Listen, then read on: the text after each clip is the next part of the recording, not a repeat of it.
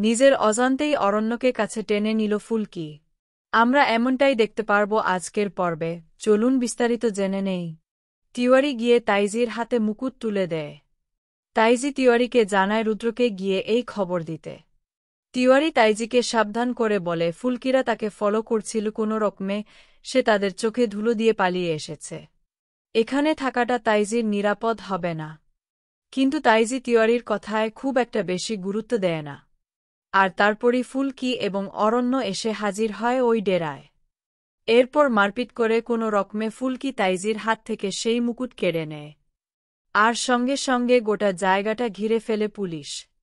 এরপর ফুলকি ওই মুকুট তাইজির থেকে ছিনিয়ে নিয়ে বাড়ির উদ্দেশ্যে রওনা দেয়। কিন্তু তখনই তাইজি তার তাচ্ছিলের হাসি হেসে ফুলকিকে জানায় ওই মুকুট ফুলকি কখনোই মায়ের মাথায় পরাতে পারবে না, এটা তার চ্যালেঞ্জ। ফুলকি বুঝতে পারে না তাইজি হঠাৎ কেন এমন কথা বললেন। এরপর তো ফুলকিরা ওই মুকুট নিয়ে সরাসরি রাজমহলের পুজো চলে যায়। ওদিকে রাজমহল এলাকার লোকজন অপেক্ষা করতে পারছে না পুজো শুরু হবার জন্য।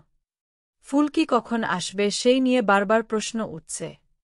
রিপোর্টাররা বারবার ফুলকির খোঁজ করছে। ফুলকি কখন আসবে, আদৌ সে মুকুট উদ্ধার করতে পারবে কিনা, এবারের রাজমহলের পূজা হবে কিনা সেই নিয়ে জল ঘোলা হচ্ছে। আর সেই সব কথার মাঝে হঠাৎ করে এসে উপস্থিত হয়ে ফুলকি এবং অরণ্য। ফুলকির হাতে মুকুট দেখে নিশ্চিন্ত হয় সকলে। তারপর ফুলকি যখন ওই মুকুট নিয়ে গিয়ে মায়ের মাথায় পরাবে ঠিক তখনই একটা শব্দ শুনতে পায় সে।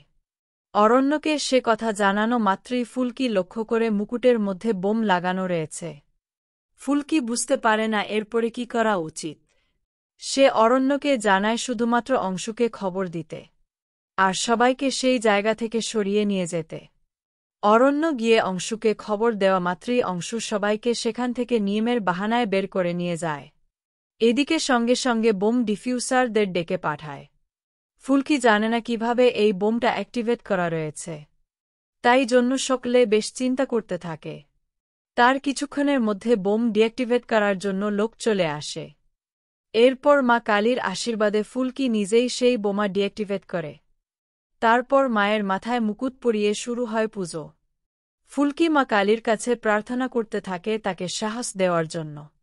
সে একা সন্তানকে মানুষ করতে পারবে কিনা সেই নিয়ে তার মনে সংশয় তৈরি হয়।